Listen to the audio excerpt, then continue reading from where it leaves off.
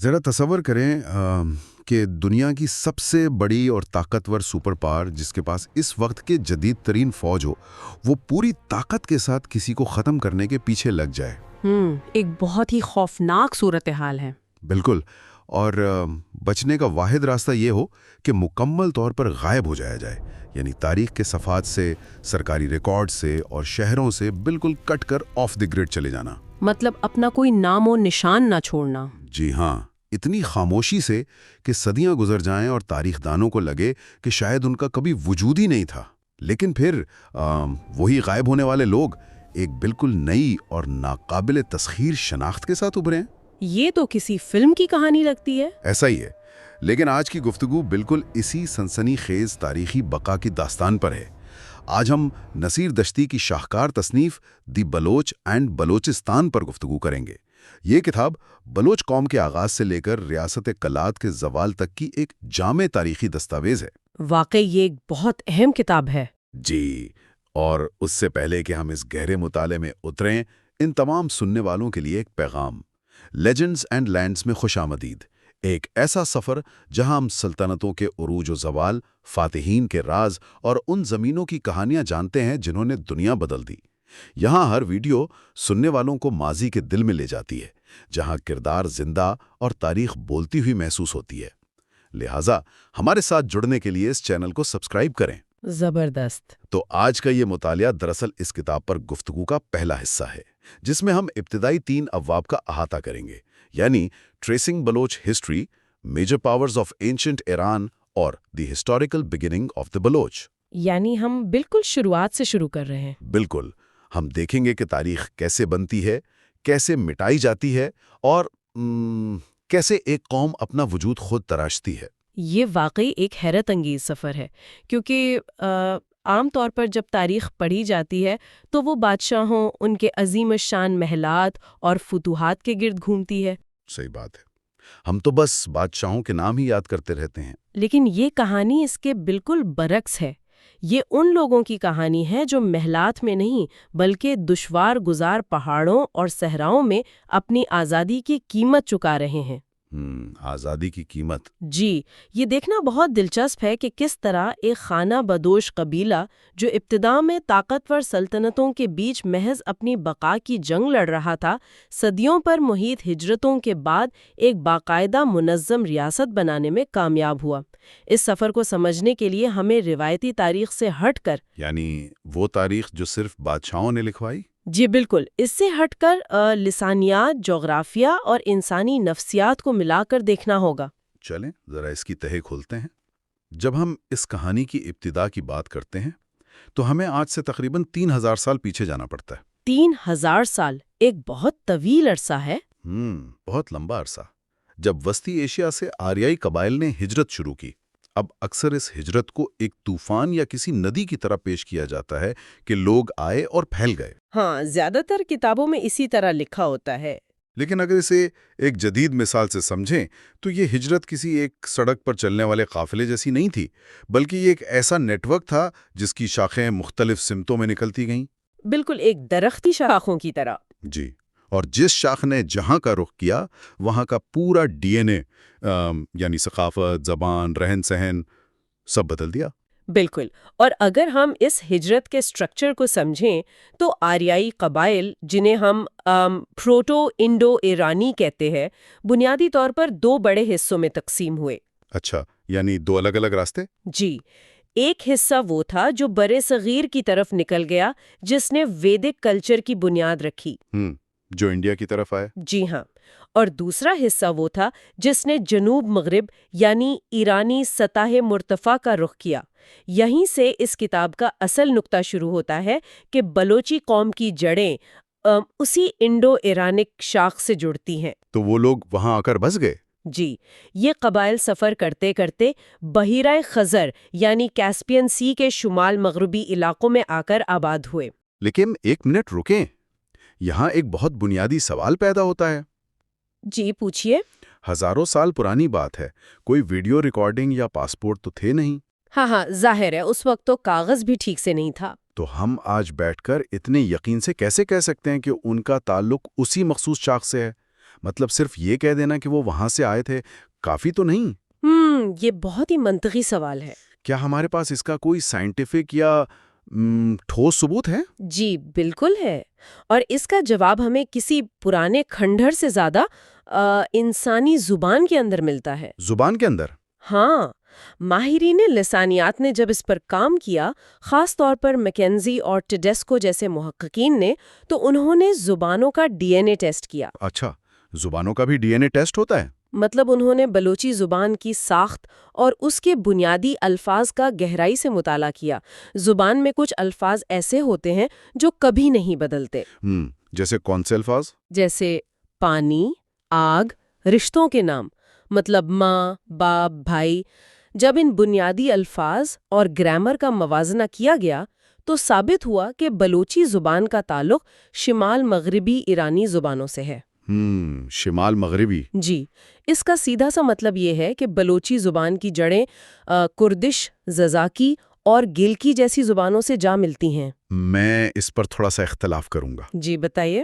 کیا ایسا نہیں ہو سکتا کہ صدیوں کے سفر میں تجارت کرتے ہوئے یا مختلف لوگوں کے ساتھ رہتے ہوئے انہوں نے یہ الفاظ محض ادھار لے لیے ہوں؟ آپ کا اشارہ لون ورڈز کی طرف ہے؟ جی ہاں، جیسے آج کل ہم اردو میں انگریزی کے بے شمار الفاظ استعمال کرتے ہیں، تو کیا صرف الفاظ کا ملنا اس بات کا ثبوت ہے کہ ان کی نسل بھی ایک ہے؟ آپ کی بات بالکل درست ہے کہ زبانیں الفاظ ادھار لیتی ہیں، لیکن ماہر لسانیات اس فرق کو بہت اچھی طرح سمجھتے ہیں۔ وہ کیسے فرق کرتے ہیں؟ وہ تجارت کے ذریعے آنے والے الفاظ جیسے کہ بازار، کپڑا یا ہتھیاروں کے نام کو بنیاد نہیں بناتے، وہ کور وکیبلری کو دیکھتے ہیں۔ اچھا، یعنی جو گھر کے اندر بولے جاتے ہیں؟ بالکل، وہ الفاظ جو انسان اپنے گھر کے اندر روزمرہ استعمال کرتا ہے۔ بلوچی اور دیگر شمال مغربی ایرانی زبانوں میں جو مماثلت ہے وہ سطحی نہیں ہے۔ تو وہ کس قسم کی مماثلت ہے؟ وہ صوتیاتی ارتقاء،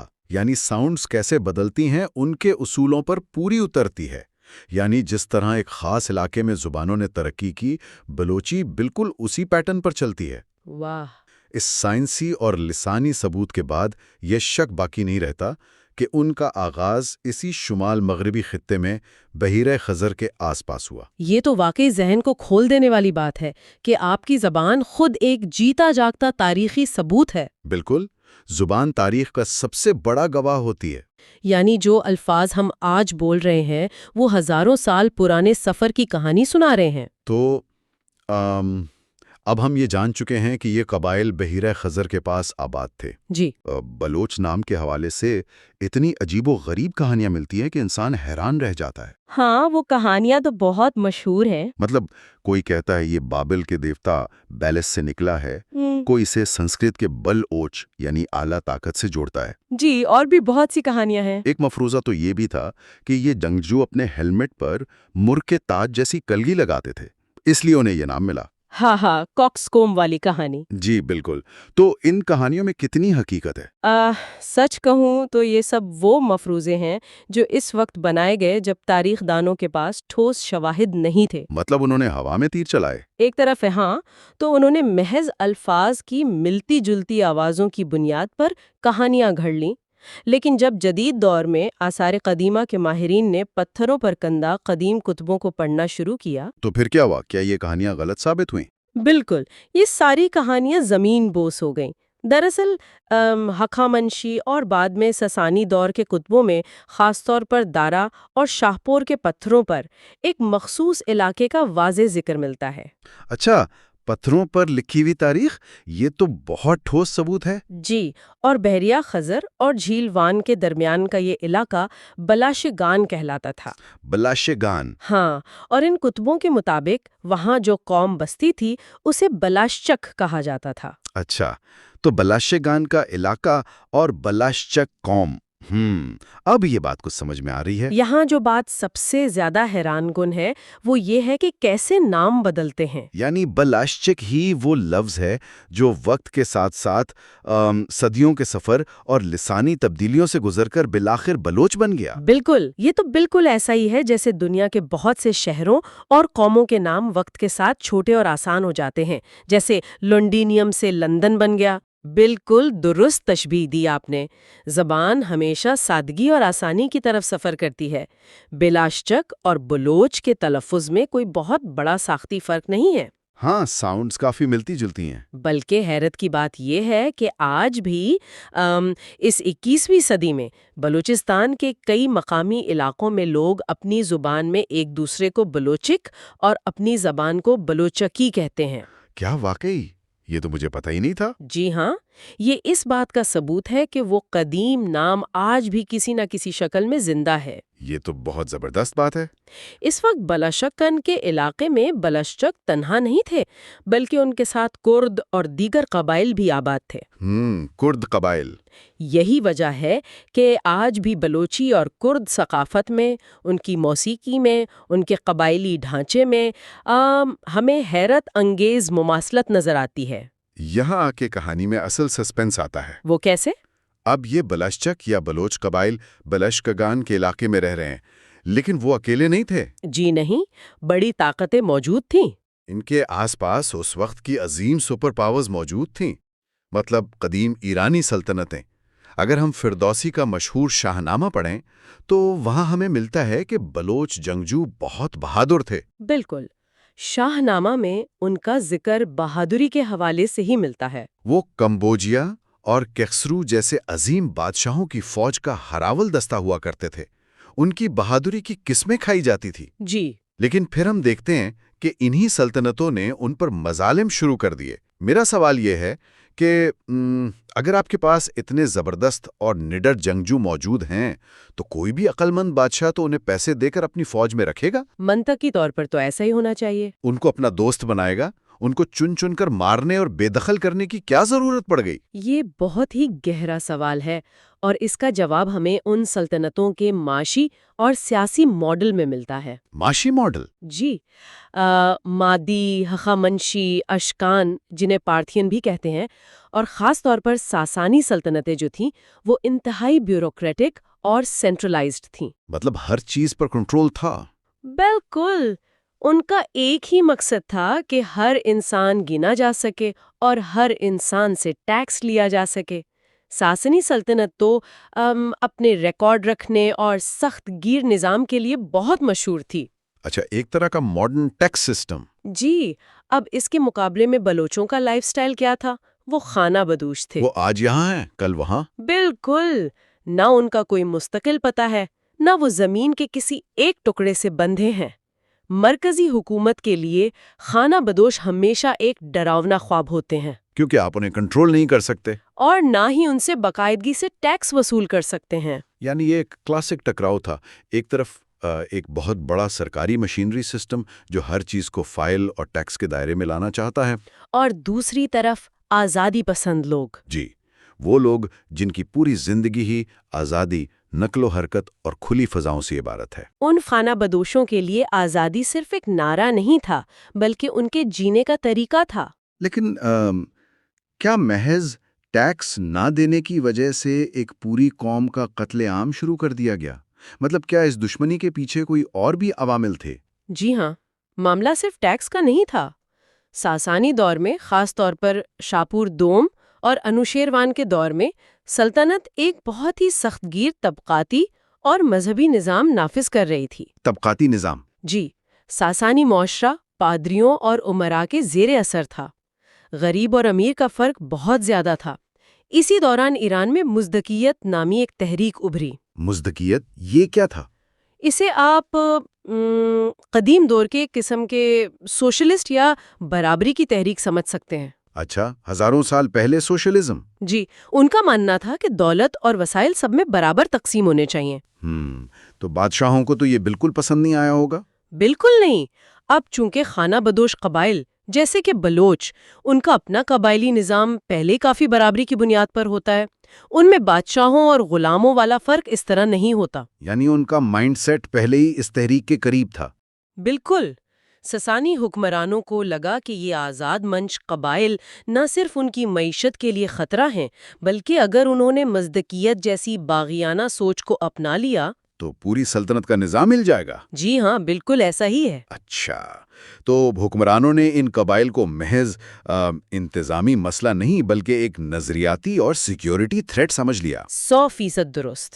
ان کی آزادی سلطنت کے سخت گیر کنٹرول کے لیے چیلنج بن گئی۔ اور اسی خوف کی وجہ سے ساسانی بادشاہوں نے ان پر قیامت ڈھا دی، ان پر حملے کیے گئے، انہیں باغی قرار دیا گیا اور آخر کار انہیں ان کے اصل وطن یعنی بلاشکان سے بے دخل کر دیا گیا۔ بالکل۔ اور یہ وہ وقت تھا جب بلاشچک قبائل کو یہ فیصلہ کرنا تھا کہ کیا وہ ساسانی سلطنت کے سامنے گھٹنے ٹیک کر اپنی شناخت ختم کر دیں یا پھر اپنا وطن چھوڑ کر اپنی آزادی بچائیں۔ تو انہوں نے کیا چنا؟ انہوں نے دوسری راہ چنی۔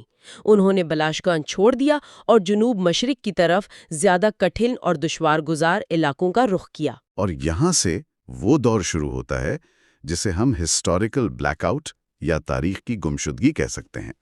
جی، ایک بہت لمبا خاموشی کا دور۔ اس چیز کو اگر میں آج کی زبان میں سمجھاؤں تو یہ بالکل ایسا ہے جیسے آپ اپنا اسمارٹ فون بند کر دیں، اپنے بینک اکاؤنٹس ختم کر دیں اور کسی ایسے علاقے میں چلے جائیں جہاں سیٹلائٹ بھی آپ کا GPS ٹریک نہ کر سکے۔ یہ بہت ہی زبردست مثال دی آپ نے۔ یہ قبائل جان بوجھ کر آف دا گریڈ چلے گئے۔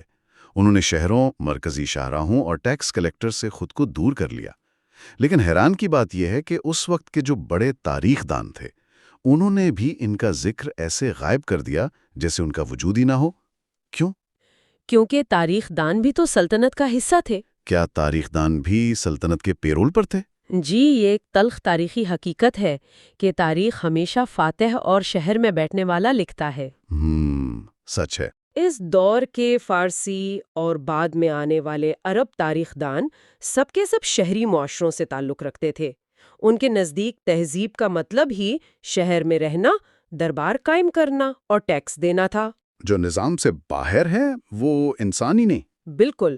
جو لوگ اس نظام سے باہر تھے، جو خیموں میں رہتے تھے، ان تاریخ دانوں نے انہیں محض وحشی، لٹیرے یا غیر مہذب کہہ کر نظر انداز کر دیا۔ کتنی عجیب بات ہے۔ جب بلوچ قبائل سلطنت کے ریڈار سے ہٹ کر صحراؤں اور پہاڑوں میں اپنی بقا کی جنگ لڑ رہے تھے تو درباروں میں بیٹھے مورخین کے پاس ان کی اس شاندار جدوجہد کو لکھنے کا کوئی ذریعہ ہی نہیں تھا اور نہ ہی ان کی کوئی دلچسپی تھی۔ اس لیے تحریری تاریخ کے صفحات پر ایک طویل خاموشی چھا گئی۔ جی، ہسٹوریکل بلیک آؤٹ۔ لیکن حقیقت میں وہ غائب نہیں ہوئے تھے، وہ بس تاریخ کی کتابوں سے نکل کر جغرافیے کے کینوس پر پھیل رہے تھے۔ کتاب کے مطابق ساسانی دور کے اختتام تک بلاشگان سے نکلنے کے بعد انہوں نے کرمان، سیستان اور بالآخر مکران کے صحراؤں اور پہاڑوں کا رخ کیا۔ اور یہ کوئی چھوٹا سفر نہیں تھا۔ جی، یہ کوئی 2-4 دن کا سفر نہیں تھا، یہ صدیاں تھیں۔ اور مجھے لگتا ہے کہ ان دشوار گزار علاقوں جیسے دشت لوت کے سخت ماحول نے ان کے مزاج کو اور بھی پختہ کر دیا ہوگا۔ بالکل، جب آپ کو ہر روز ایک نئے اور سخت ماحول میں بقا کی جنگ لڑنی پڑے تو آپ کا قبائلی ڈھانچہ انتہائی مضبوط ہو جاتا ہے۔ ظاہر ہے، مل کر ہی بچا جا سکتا ہے۔ کرمان اور سستان پہنچ کر بھی ان کی مشکلات ختم نہیں ہوئیں۔ وہاں کی مقامی طاقتوں نے بھی انہیں تسلیم نہیں کیا، لیکن اسی مسلسل ٹکراؤں نے ان قبائل کو ایک دوسرے کے قریب کر دیا۔ یعنی وہ اور زیادہ متحد ہو گئے۔ جی، جو بلا چکش بلاشغان سے چھوٹے چھوٹے گروہوں کی شکل میں نکلے تھے وہ ان ہجرتوں کے دوران یکجا ہونے لگے، اور یہی وہ وقت تھا جب بلوچ کا نام ایک باقاعدہ وسیع قومی شناخت کے طور پر ابھرنا شروع ہوا۔ واہ! اور یہ کتنا دلچسپ ہے کہ ایک طرف قلم کار انہیں مٹانے کی کوشش کر رہے تھے اور دوسری طرف زمینی حقیقت یہ تھی کہ بلوچ نہ صرف زندہ رہے بلکہ انہوں نے اپنے آس پاس کے دوسرے مقامی گروہوں کو بھی اپنی ثقافت میں ضم کرنا شروع کر دیا۔ بالکل ایسا ہی ہے۔ ان کی زبان بلوچی اس پورے خطے کی لنگوا فرینکا یعنی رابطے کی زبان بن گئی۔ جو بھی ان کے راستے میں آیا یا تو وہ ان کا اتحادی بن گیا یا پھر آہستہ آہستہ بلوچ ثقافت کا ہی حصہ بن گیا۔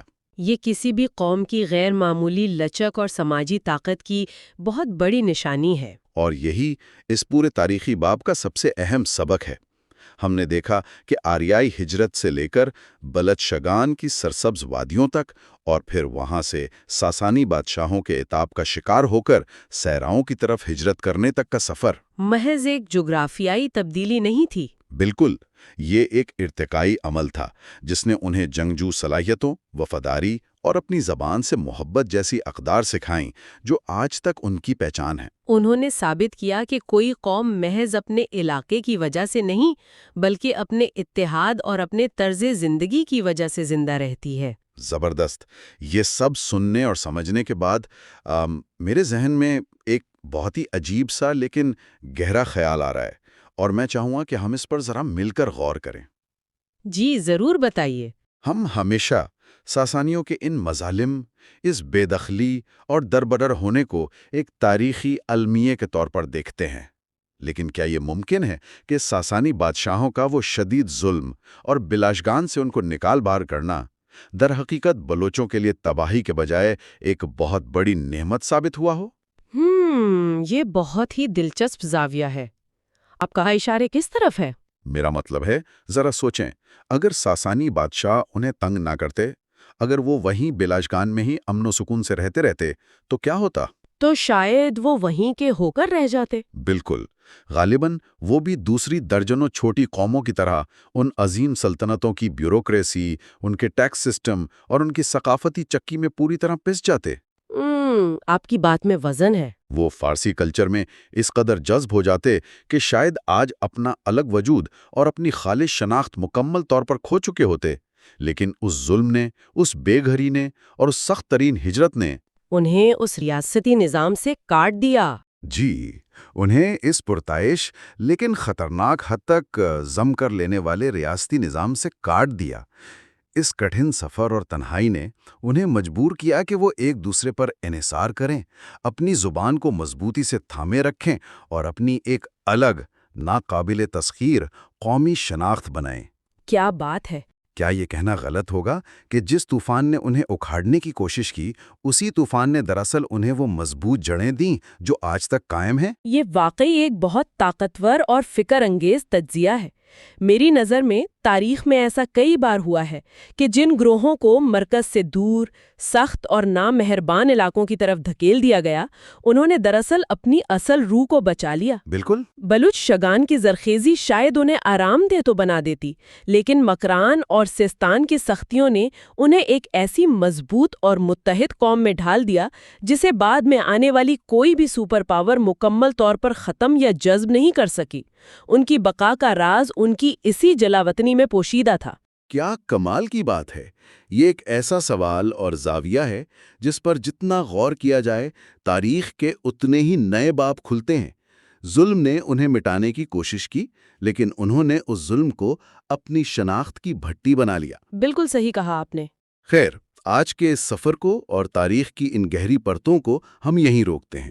یہ صرف شروعات تھی۔ جی، ابھی تو بہت سی تاریخ باقی ہے۔ اگلے حصے یعنی پارٹ 2 میں ہم بات کریں گے دی عرب انویژن، میڈیول ڈائناسٹیز اینڈ بلوچ مائیگریشنز پر۔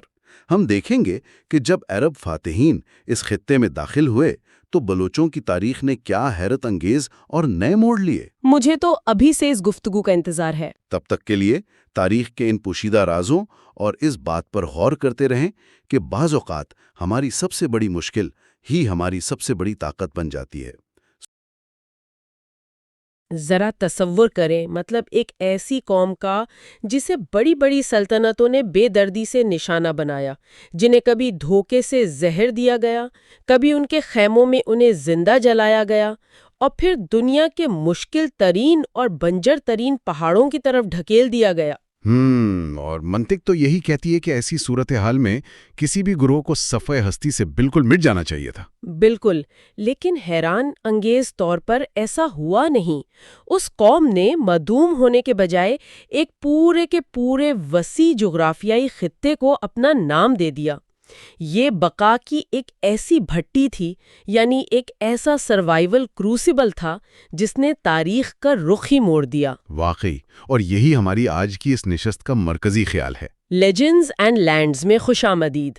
ایک ایسا سفر جہاں ہم عظیم سلطنتوں کے عروج و زوال، فاتحین کے راز اور ان خطوں کی کہانیاں تلاش کرتے ہیں جنہوں نے دنیا کو بدل دیا۔ ہماری کمیونٹی کا حصہ بننے کے لیے سبسکرائب کریں۔ اور جیسا کہ ہم نے پچھلے حصے کے اختتام پر بلشکان سے شروع ہونے والی ہجرت کا ذکر کیا تھا، آج ہم وہیں سے بات کو آگے بڑھائیں گے۔ صحیح کہا۔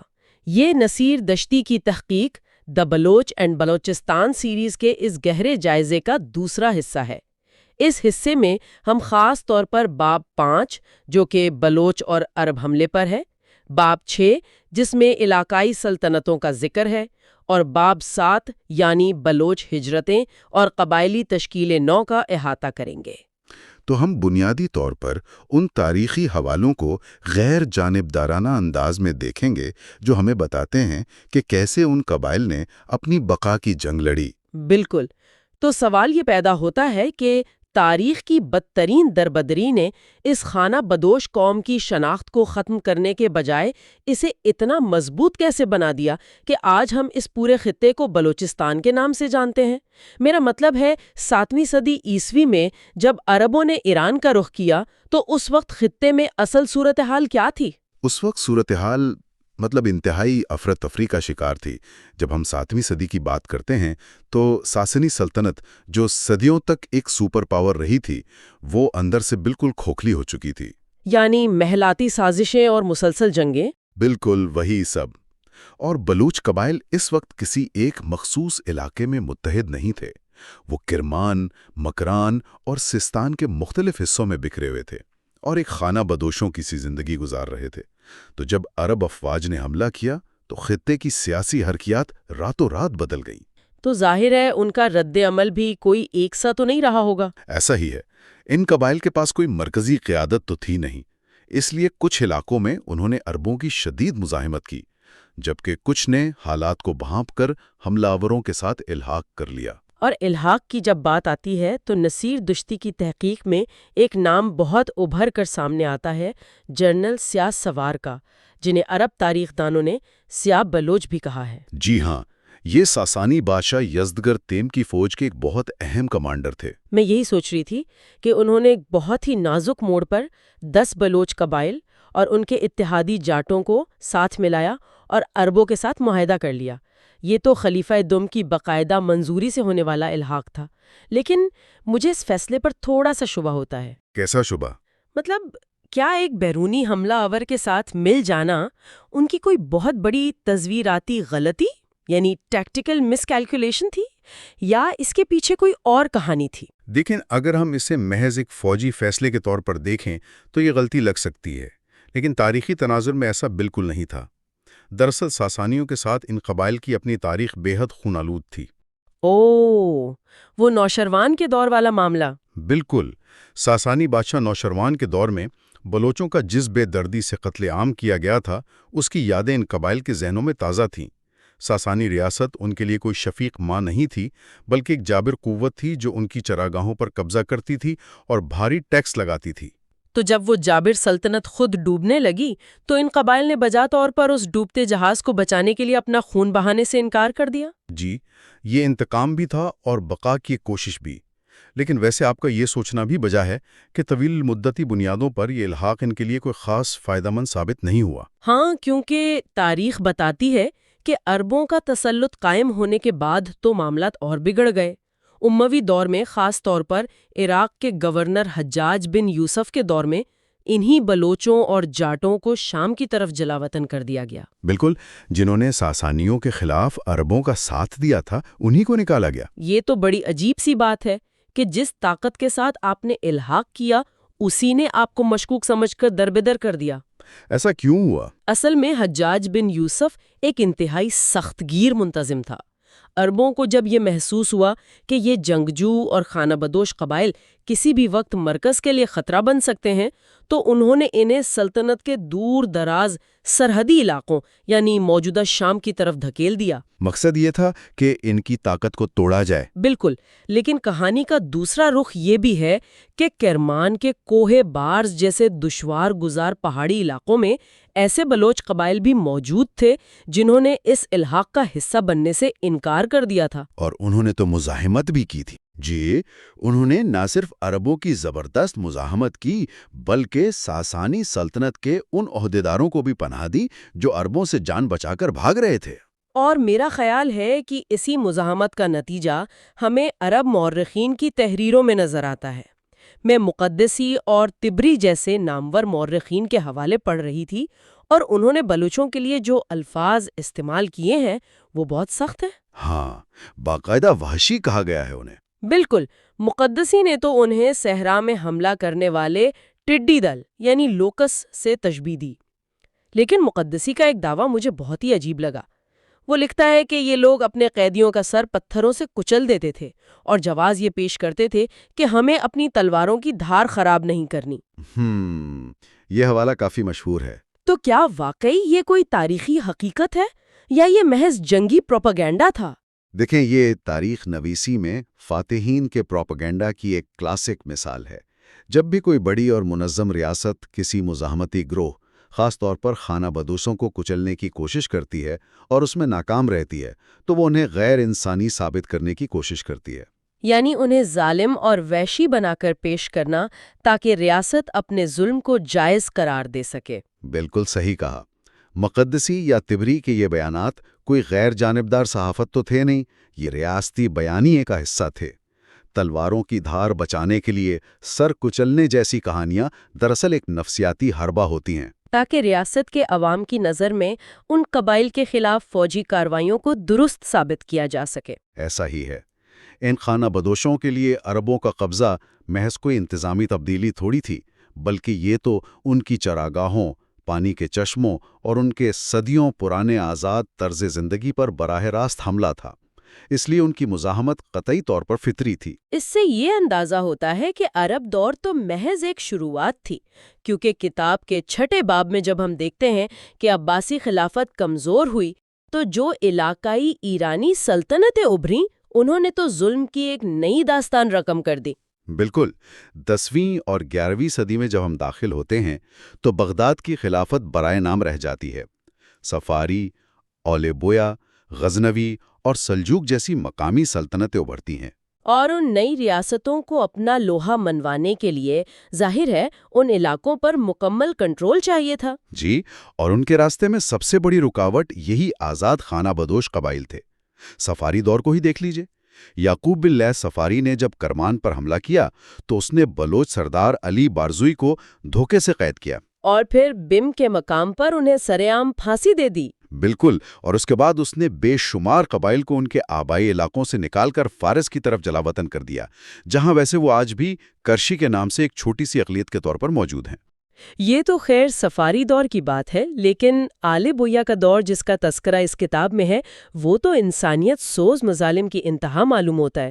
مطلب عزت دولہ کی مہم کی تفصیلات پڑھ کر تو میرا ذہن سن ہو گیا تھا۔ واقعی وہ تاریخ کا ایک بہت ہی تاریخ باب ہے۔ جب اس کی عظیم و شان فوج کوہ بارز کے تنگ اور دشوار گزار پہاڑی دروں میں ان گوریلا جنگجوؤں کو شکست دینے میں ناکام رہی تو اس نے ایک ایسا ہولناک حربہ استعمال کیا جس کی تاریخ میں مثال کم ہی ملتی ہے۔ اس نے بظاہر امن کا جھانسا دے کر ہر بلوچ خاندان سے ایک کتا مانگا۔ جی، اور یہیں پر وہ تفصیل آتی ہے جو اس دور کی بربریت کو مکمل طور پر بے نقاب کرتی ہے۔ جب یہ کتے بڑی تعداد میں جمع ہو گئے تو عزت دولہ کی فوج نے ان کتوں کے گلوں میں نفت باندھ دیا۔ نیپتھا، یہ تو دور قدیم کا ایک انتہائی آتش گیر کیمیکل تھا نا؟ بالکل، نفت آج کے نیپام بم کی طرح کام کرتا تھا۔ ایک بار آگ پکڑ لے تو اسے بجھانا ناممکن ہوتا ہے۔ انہوں نے اس نفت کو آگ لگائی اور ان کتوں کو واپس ان تنگ پہاڑی دروں کی طرف دھکیل دیا۔ ذرا سوچیں، سننے والوں کے لیے تصور کرنا بھی کتنا مشکل ہے کہ وہ معصوم جانور خوف اور درد کے مارے سیدھے اپنے مالکان کے خیموں، غاروں اور پناہ گاہوں میں گھس گئے۔ اور چونکہ وہ پہاڑی درے بہت تنگ تھے اور تیز ہوائیں چلتی تھیں تو چند ہی لمحوں میں پورے علاقے میں آگ کا ایک ایسا طوفان برپا ہوا جس نے چھپے ہوئے لوگوں کو ان کے خاندانوں، عورتوں اور بچوں سمیت زندہ جلا دیا۔ خوفناک۔ اور جو اس آگ سے بچ نکلے ان کے ساتھ کیا ہوا؟ جو بچ گئے ان میں سے اسی نوجوانوں کو یرغمال بنا لیا گیا، اور یہ کوئی محض ایک بار کا واقعہ نہیں تھا، یہ ایک مستقل نظام بنا دیا گیا تھا جسے ہم یرغمالیوں کی گردش کی حکمت عملی کہہ سکتے ہیں۔ گردش کی حکمت عملی یعنی روٹیشن؟ جی، ہر کچھ عرصے بعد ان یرغمالی 80 نوجوانوں کو قتل کر دیا جاتا اور قبائل سے نئے 80 نوجوان طلب کیے جاتے۔ آلے بویا کے درباری شعراء تو باقاعدہ فخر سے اپنی شاعری میں یہ دعویٰ کرتے تھے کہ عزت الدولہ نے کوچ اور بلوچ کا نام و نشان مٹا کر رکھ دیا ہے۔ یہ سن کر مجھے غزنوی دور کے مظالم یاد آ رہے ہیں۔ سلطان محمود غزنوی اور اس کے بیٹے مسعود نے بھی خانہ بدوشوں کے خلاف یہی ظالمانہ طرز عمل جاری رکھا تھا۔ مسعود غزنوی کو تو ایک باقاعدہ واقعہ کتاب میں موجود ہے۔ ہاں، زہر آلود سیبوں والا واقعہ۔ بالکل، جب غزنوی فوج براہ راست لڑائی میں انہیں زیر نہ کر سکی تو انہوں نے صحرائے کرمان میں ایک قافلہ چھوڑ دیا جس میں زہر آلود سیب لدے ہوئے تھے۔ یہ ایک انتہائی سوچی سمجھی اور سفاکانہ چال تھی۔ غزنوی بخوبی جانتے تھے کہ جنگوں، مسلسل دربدری اور محاصروں کی وجہ سے یہ قبائل شدید بھوک اور افلاس کا شکار ہیں۔ تو ظاہر ہے جب وہ اس بنجر صحرا سے گزریں گے اور انہیں سیبوں کا ایک لاوارث قافلہ ملے گا تو وہ بھوکے پیاسے لوگ بغیر سوچے سمجھے ان پر ٹوٹ پڑیں گے۔ اور بالکل ایسا ہی ہوا۔ بے شمار لوگ جن میں معصوم بچے اور بوڑھے بھی شامل تھے وہ زہریلے سیب کھا کر بڑی بے دردی سے ہلاک ہو گئے۔ اور پھر بعد میں جب سلجوق دور آیا تو ملک کاورڈ نے بھی دھوکے کی اسی روایت کو آگے بڑھایا۔ وہ دعوت والا واقعہ جی، اس نے دوستی اور امن کے بہانے بلوچ رہنماؤں کو ایک شاندار دعوت اور خلت دینے کے لیے بلایا، اور جب وہ نہتھے وہاں پہنچے تو ان سب کا قتل عام کروا دیا۔ اگر ہم ان تمام واقعات کو جوڑیں، مطلب یہ جلتے ہوئے کتے، پھر زہر آلود سیب، دھوکے سے کیے گئے قتل عام، تو یہ محض باغیوں کے خلاف کوئی جنگ یا انتظامی کارروائی تو ہرگز نہیں لگتی۔ بالکل نہیں، یہ کچھ اور ہی تھا۔ یہ تو سیدھی سیدھی ریاست کی سرپرستی میں ہونے والی منظم نسل کشی تھی، جسے ہم اسٹیٹ سپانسرڈ جینوسائیڈ کہتے ہیں۔ یہ حکومتیں صرف سیاسی کنٹرول نہیں چاہتی تھیں، وہ تو ایک پوری نسل کو مٹانا چاہتی تھیں۔ آپ بالکل صحیح کہہ رہی ہیں، اور اسی نسل کشی کے ساتھ ایک اور بہت بڑا خطرہ ابھرا تھا۔ سلجوق دور میں غز ترکوں کو، جنہیں غز ترکس کہا جاتا ہے، حکومتی سرپرستی میں ان علاقوں میں لایا گیا اور انہوں نے بلوچوں کی بچی کھچی چراگاہوں پر قبضہ کرنا شروع کر دیا۔ اور ایک خانہ بدوش معاشرے کے لیے اس کے جانوروں کی چراگاہیں چھن جانے کا مطلب تو سیدھا سیدھا موت ہے۔ ایسا ہی ہے، جب کوئی گروہ مسلسل نسل کشی، قحط اور معاشی تباہی کا سامنا کرتا ہے تو اس کے پاس صرف دو ہی راستے بچتے ہیں، یا تو وہ خاموشی سے فنا ہو جائے یا پھر اپنی بقا کے لیے وہ زمین چھوڑ دے جہاں اس کے آباء و اجداد دفن ہیں۔ اور انہوں نے فنا ہونے کے بجائے ہجرت کا راستہ چنا، اور میرے خیال میں یہی وہ فیصلہ کن موڑ تھا جس نے جدید بلوچستان کی بنیاد رکھی۔ بالکل، یہ تاریخ کی ایک بہت بڑی ہجرت تھی، جہاں قبائل نے کرمان اور سستان کو چھوڑ کر مشرق کی جانب مکران اور توران، جو آج کا وسطی بلوچستان ہے، اس کا رخ کیا۔ لیکن مجھے یہاں ایک جغرافیائی سوال الجھا رہا ہے، مطلب مغرب اور شمال کی زمینیں بھی تو موجود تھیں، انہوں نے اس بنجر اور انتہائی سخت موسمی حالات والے مشرق کا انتخاب ہی کیوں کیا؟ اس کے پیچھے ایک خالصتاً تزویاتی یعنی اسٹریٹجک سوچ تھی۔ اگر وہ شمال یا مغرب کی طرف جاتے تو وہاں پہلے سے منظم سلطنتیں، طاقتور عرب اور غز ترکوں کے بڑے لشکر موجود تھے۔ یعنی وہاں ہجرت کرنے کا مطلب تو ایک اور جنگ کو دعوت دینا تھا۔ جی، اور اس کے مقابلے میں مشرق یعنی مکران اور توران کا جغرافیہ انتہائی دشوار گزار تھا، لیکن وہاں بیرونی طاقتوں کا دباؤ بہت کم تھا۔ وہاں کی بنجر زمینیں اور کھردرا ماحول کسی بھی بھاری بھرکم شاہی فوج کے لیے ایک قدرتی رکاوٹ تھی۔ یہ تو بہت زبردست حکمت عملی تھی، اور مزید برآں یہ زمینیں ان کے گلابان طرز زندگی کے لیے بھی موزوں تھی نا؟ بالکل، اور ماضی کی چھوٹی ہجرتوں میں کچھ بلوچ قبائل پہلے ہی ان علاقوں میں جا کے آباد ہو چکے تھے، اس لیے یہ راستہ ان کے لیے سب سے محفوظ تھا۔ اور اس ہجرت کے دوران لسانی اور قبائلی شناخت میں جو تبدیلی آئی وہ بھی تو کم حیران کو نہیں ہے۔ آل بویا کے دور میں ہم بار بار کوچ اور بلوچ کا ذکر سنتے ہیں۔ ہاں، تاریخی کتابوں میں یہ اصطلاح بہت عام ہے۔ تو کوہ بارس سے ہجرت کرنے والے یہ قبائل، جنہیں بارزوئی کہا جاتا تھا، جب مسلسل سفر، بھوک اور جنگوں کو جھیلتے ہوئے توران پہنچے تو تاریخ میں انہیں ایک نیا نام ملا، براہوئی۔ بالکل، اور یہ کوئی راتوں رات ہونے والی تبدیلی نہیں تھی۔ اس حوالے سے ماہر لسانیات ڈاکٹر گرسووچ کی تحقیق بہت اہم ہے۔ جب بارزوئی قبائل توران کے علاقے میں پہنچے تو وہاں پہلے سے کچھ مقامی آبادیاں موجود تھیں، جن میں دراوڑی النسل قبائل اور سفید ہن، جنہیں ہیپتھیلائٹ کہا جاتا ہے، وہ شامل تھے۔ جی ہاں، تو جب بارزوئی وہاں بسے تو ان کی اپنی بشکاردی اور بلوچی زبان مقامی دراوڑی اور ترک زبانوں کے ساتھ مل کر ایک نئی شکل اختیار کر گئی، اور یہی ملاپ دراصل براہوئی زبان اور شناخت کے ظہور کا باعث بنا۔ یہ تو اس بات کی بہترین مثال ہے کہ ثقافتیں کیسے ایک دوسرے میں ضم ہو کر بچتی ہیں۔ میرے ذہن میں ابھی ایک جنگی تشبیہ آ رہی ہے۔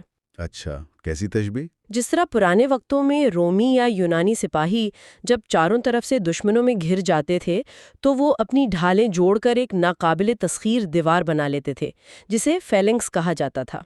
بہت عمدہ مثال ہے۔ مجھے لگتا ہے کہ ہجرت کے اس طویل اور تکلیف دہ سفر میں ان بکھرے ہوئے خانہ بدوشوں نے بالکل یہی کام کیا۔ وہ منتشر حالت میں نہیں بچ سکتے تھے، اس لیے انہوں نے ثقافتی اور سماجی طور پر اپنی ڈھالیں جوڑ لیں۔ انہوں نے اپنے معاشرتی ڈھانچے کو مکمل طور پر تبدیل کر دیا۔ یہ ایک بہترین تشبیہ ہے۔ واقعی ایک غیر منظم خانہ بدوش معاشرہ ان نئے اور سخت حالات کا مقابلہ اکیلے نہیں کر سکتا تھا، اس لیے انہوں نے اپنی صفوں کو منظم کیا، جسے ہم قبائلی تشکیل نو یا ٹرائبل ریسٹرکچرنگ کہتے ہیں۔ اور اسی نئے نظام میں سردار کا کردار سب سے اہم ہو گیا تھا۔ بالکل۔ اب سردار محض کوئی بزرگ نہیں تھا جو آپس کے جھگڑے سلجھاتا ہو، بلکہ وہ ایک عسکری کمانڈر بن گیا جس کا بنیادی کام دشمن کے حملوں سے قبیلے کا دفاع کرنا اور نئی چراگاہیں تلاش کرنا تھا۔ لیکن چونکہ وہ ایک آزاد تباہ قوم تھے، اس لیے سردار کو مطلق العنان بننے سے روکنے کے لیے کوئی نظام بھی تو چاہیے تھا۔ جی، اور اسی لیے کاؤنسل آف ایلڈرز یعنی قبائلی عمائدین کا نظام بھی مضبوط کیا گیا۔ کوئی بھی سردار اس کاؤنسل کی مرضی کے بغیر جنگ یا امن کا فیصلہ نہیں کر سکتا تھا۔ اور اس کے ساتھ ساتھ ان کے معاشی طرز عمل میں بھی ایک بہت بڑی تبدیلی آئی۔ مسلسل ہجرتوں اور زہریلے سیبوں جیسی آفتوں نے ان کے جانوروں کے ریوڑ بہت کم کر دیے تھے۔ ہاں، وہ اب صرف گلہ بانی کے سہارے تو زندہ نہیں رہ سکتے تھے۔ لہٰذا انہوں نے ایک نیا راستہ نکالا۔ وہ خالص خانہ بدوشی سے نکل کر زراعت اور گلہ بانی کے درمیانی راستے یعنی ایگرو پیسٹرلسٹ طرز زندگی کی طرف آ گئے۔ بالکل، انہوں نے موسمی ہجرتوں کا ایک منظم نظام بنایا۔ سردیوں میں وہ میدانی علاقوں جیسے کچی کے میدانوں میں آ کر کھیتی باڑی کرتے اور گرمیوں میں اپنے جانوروں کے ہمراہ واپس پہاڑوں پر چلے جاتے۔ یہ تو ایک ایسا لچکدار معاشی ماڈل تھا جس نے انہیں بدترین قحط اور موسمی شدتوں میں بھی زندہ رکھا۔ ایسا ہی ہے، اور یہاں بات اتنی دلچسپ ہو جاتی ہے کہ یہ نیا معاشی اور قبائلی نظام اس قدر کامیاب ثابت ہوا کہ اس نے ایک حیرت انگیز ثقافتی غلبے کو جنم دیا۔ یعنی ان مہاجر قبائل نے رفتہ رفتہ توران اور مکران کی مقامی آبادیوں کو اپنے اندر ضم کرنے شروع کر دیا، جن میں جاٹ، دراوڑ اور دیگر گروہ شامل تھے۔ جی، اور اس انضمام کا سب سے بڑا ثبوت زبان تھی۔ قرون وسطیٰ کے اختتام تک بلوچی زبان اس پورے وسیع و عریض خطے کی لنگوا فرانکا بن گئی۔ لنگوا فرانکا یعنی ایک ایسی مشترکہ زبان جو مختلف زبانیں بولنے والے گروہوں کے درمیان رابطے کا واحد اور مضبوط ذریعہ بن جائے۔ بالکل، اور جب آپ کی زبان کسی خطے میں رابطے کی بنیادی زبان بن جاتی ہے تو اس کا مطلب ہے کہ آپ کا ثقافتی اور سیاسی غلبہ وہاں مکمل طور پر تسلیم کر لیا گیا ہے۔ اور میرے خیال میں یہیں پر اس پوری تاریخ کے بکھرے ہوئے ٹکڑے آپس میں جڑتے ہیں۔ ایک بھاگتی ہوئی پناہ گزین قوم جسے سلطنتوں نے کیڑے مکوڑوں کی طرح کچلنے کی کوشش کی، جسے زہر دیا گیا اور جلایا گیا، اس نے نہ صرف اپنی بقا کو یقینی بنایا بلکہ وہ اتنی بڑی طاقت بن کر ابھری، اتنی بڑی طاقت کہ اس پورے جغرافیائی خطے کو انہی کی آبادیاتی اور ثقافتی شناخت کے باعث دنیا کے نقشے پر بلوچستان کہا جانے لگا۔ تو اگر ہم اس ساری گفتگو کا نچوڑ نکالیں تو ایک بات تو واضح ہو جاتی ہے، تاریخی مظالم اور ہجرتوں نے اس شناخت کو ختم نہیں کیا بلکہ اسے ایک بھٹی میں تپا کر فولاد کی طرح مضبوط کر دیا۔ واقعی ان کے صدیوں پر محیط دکھوں اور مسلسل خطرات نے ہی انہیں وہ سخت گیر قبائلی اصول، عسکری ڈسپلن اور معاشرتی روایات دیں جو آج تک ان کی پہچان ہے۔ انہوں نے اپنے مصائب کو ہی اپنی ڈھال بنا لیا۔ یہ واقعی بقا کی ایک ناقابل یقین داستان ہے، لیکن ہمارے سننے والوں کے لیے یہ بتاتی چلوں کہ یہ تو اس طویل سفر کا محض ایک مرحلہ تھا۔ اگلے حصے یعنی پارٹ 3 میں ہم اس کہانی کے ایک انتہائی اہم دور میں داخل ہوں گے۔ جی، ہم ریاست کلات کا سنہری دور اور برطانوی مداخلت پر تفصیلی گفتگو کریں گے، جہاں یہ قبائل بالآخر ایک باقاعدہ اور با اثر ریاست کی بنیاد رکھتے ہیں۔ لیکن جانے سے پہلے اس پوری بحث سے ایک سوال ابھرتا ہے جو شاید تاریخ کے ہر طالب علم کو سوچنے پر مجبور کرے گا۔ فرض کریں اگر ان قبائل کو آل بویہ، غزنویوں اور سلجوقوں کے ان ہولناک مظالم کا سامنا نہ کرنا پڑتا۔ اگر وہ تاریخ مختلف ہوتی؟ ہاں، مطلب اگر ان پر کتے نہ چھوڑے جاتے، انہیں زہر نہ دیا جاتا اور وہ اپنے آبائی علاقوں بلاشگان یا کوہ بارز کی وادیوں میں ہی پرسکون زندگی گزارتے رہتے، تو کیا وہ کبھی ایک متحد قوم بن کر ابھرتے؟ یہ ایک بہت گہرا سوال ہے۔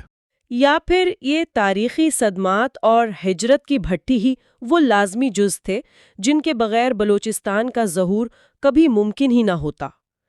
کیا بعض اوقات بدترین ظلم ہی مظلوم کو وہ شکل دے دیتا ہے جسے مٹانا پھر کسی کے بس میں نہیں رہتا؟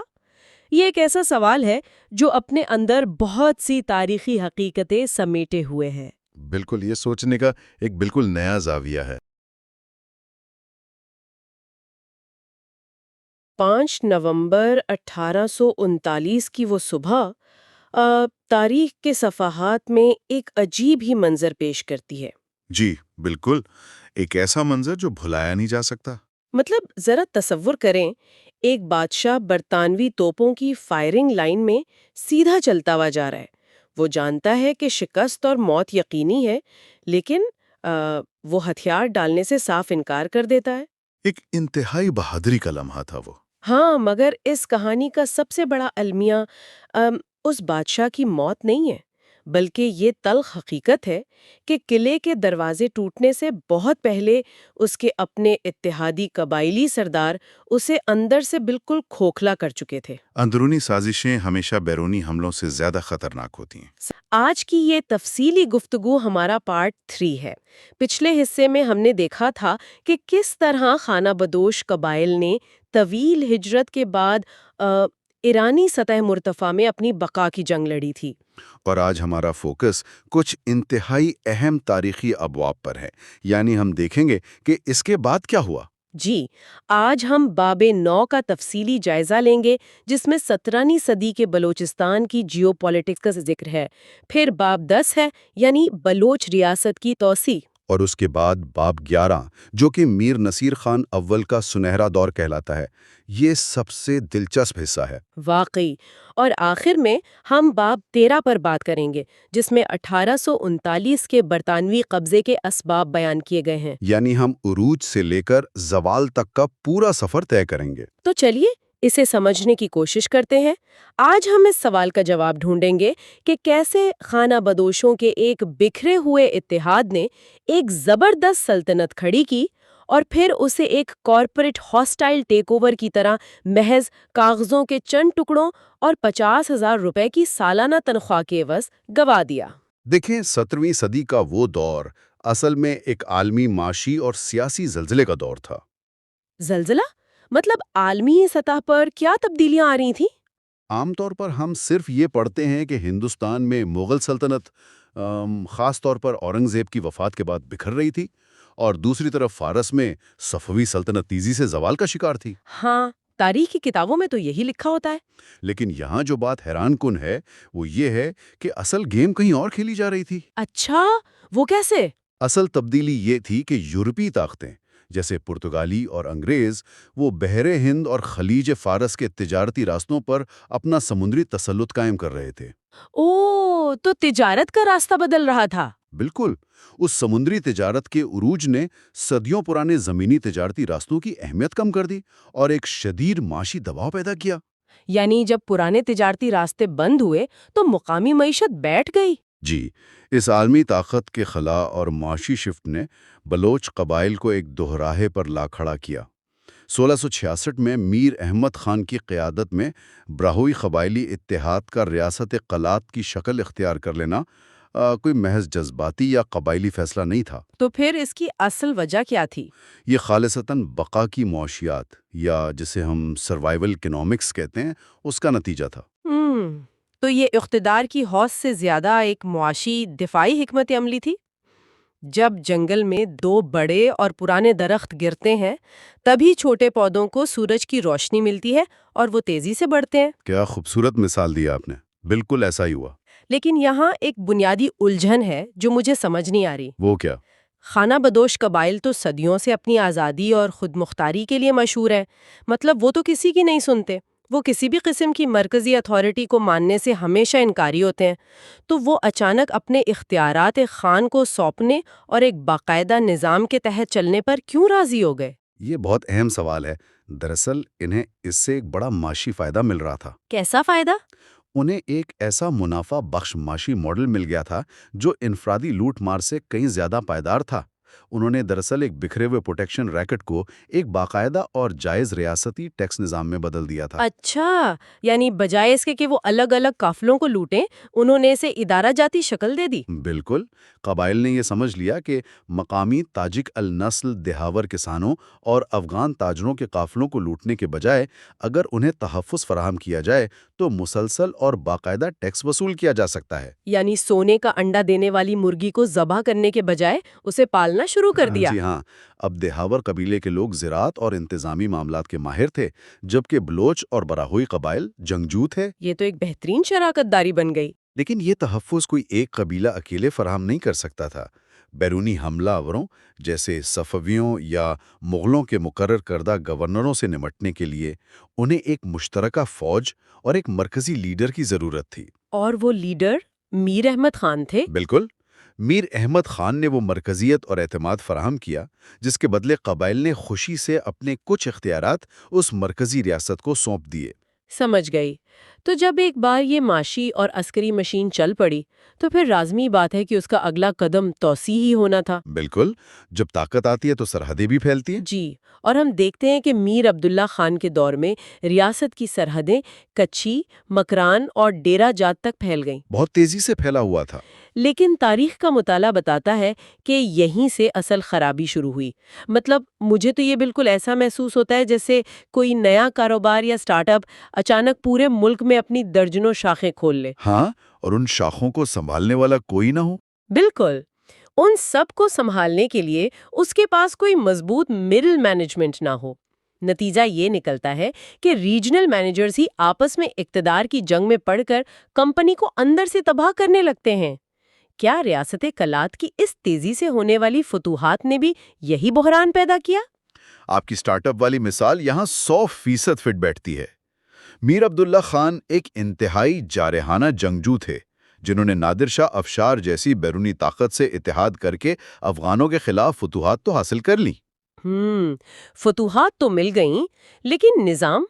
مسئلہ یہی تھا کہ انہوں نے اقتدار کی پرامن منتقلی کا کوئی ادارہ جاتی نظام نہیں بنایا تھا، جو کہ اکثر فوجی فاتحین کی سب سے بڑی کمزوری ہوتی ہے۔ بالکل، ان کی موت کے بعد ریاست میں خوفناک خانہ جنگی چھڑ گئی۔ یہاں میر محبت خان کے دور کا ذکر کرنا بہت ضروری ہے، جو اس خراب مینجمنٹ کی سب سے بڑی مثال ہے۔ انہوں نے ایسا کیا کیا تھا؟ اس خانہ جنگی میں تخت حاصل کرنے کے لیے انہوں نے ایک ایسی غلطی کی جس نے ریاست کی بنیادیں ہی ہلا دیں۔ چونکہ ان کے پاس قبائل کی غیر مشروط حمایت اور کوئی باقاعدہ کھڑی فوج نہیں تھی، اس لیے انہوں نے ارہند نادر شاہ اور بعد میں احمد شاہ ابدالی سے فوجی مدد مانگ لی۔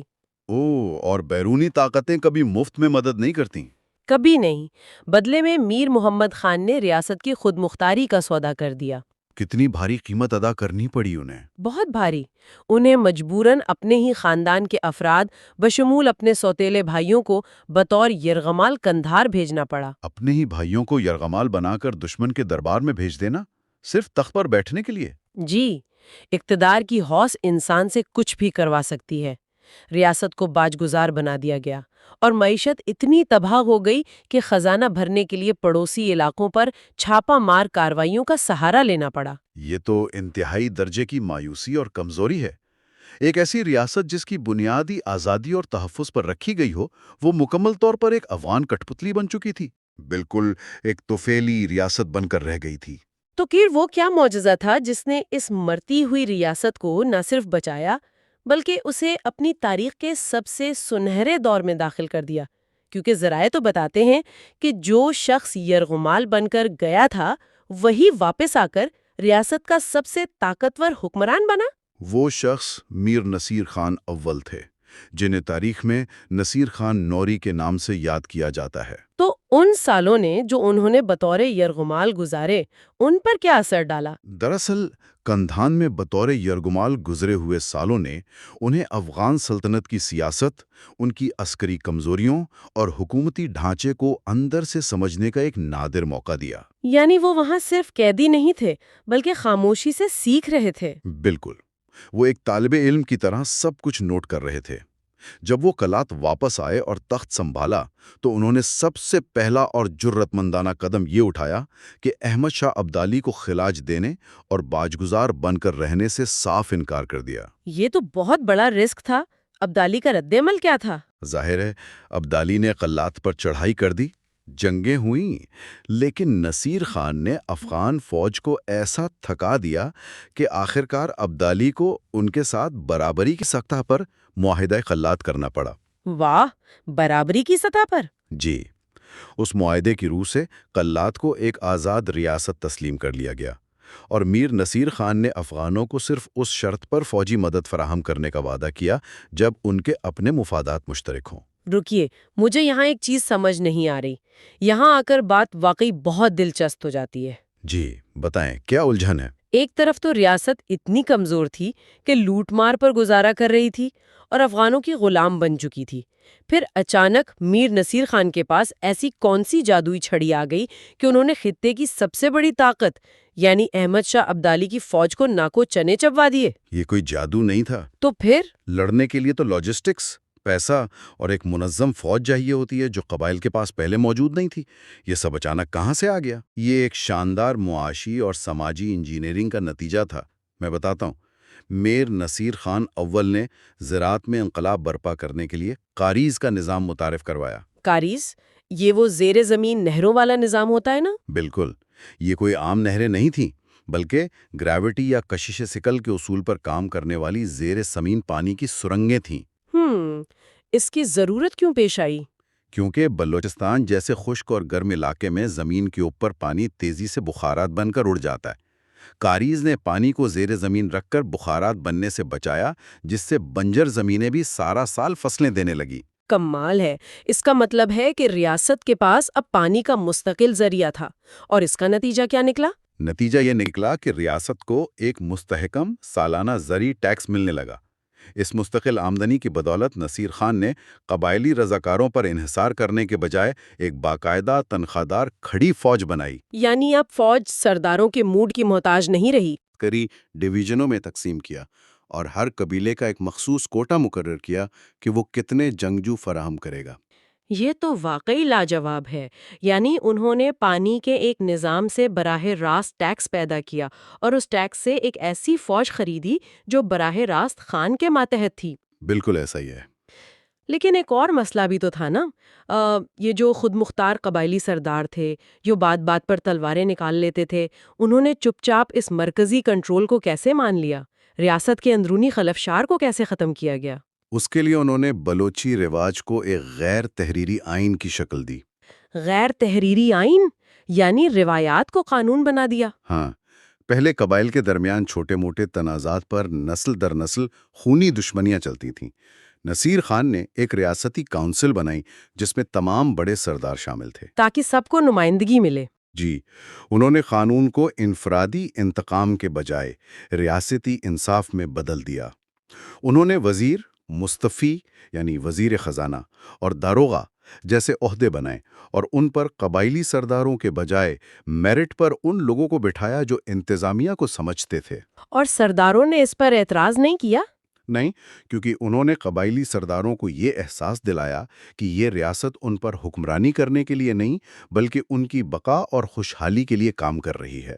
جب سرداروں کو کونسل میں عزت ملی اور معاشی نظام سے منافع، تو انہوں نے خوشی سے اس مرکزیت کو قبول کر لیا۔ یہ تو ایک بہترین جدید ریاست کا نقشہ نظر آتا ہے، جہاں معیشت، دفاع اور قانون سب ایک دوسرے کے ساتھ جڑے ہوئے تھے۔ بالکل، یہ ان کا سنہرا دور تھا۔ لیکن جیسا کہ تاریخ کا پہیہ ہمیشہ گھومتا ہے، جب ایک حکمران سارا نظام اپنی شخصیت کے گرد بناتا ہے تو اس کے جانے کے بعد عمارت ڈرکنے لگتی ہے۔ یہ ایک تلخ حقیقت ہے۔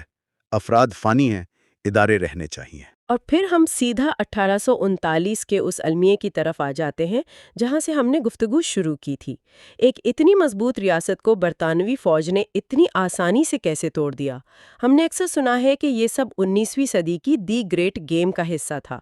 اس کا میکینزم کیا تھا؟